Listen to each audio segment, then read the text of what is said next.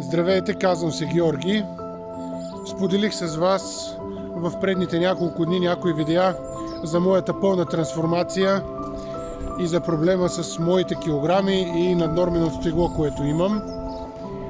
Искам да ви споделя, че вече официално мога да ходя по-малко без патерици.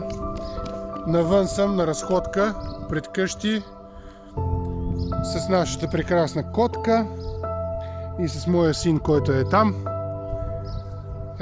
Искам да ви кажа, че започвам трансформацията от сега, която ще е подготовка за фитнес залата, която започвам на 15 юли.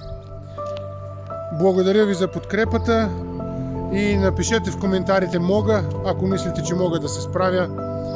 Последвайте ме за още видеа, ще ви уведомя за по-нататъчни промени в епизод 2 на YouTube.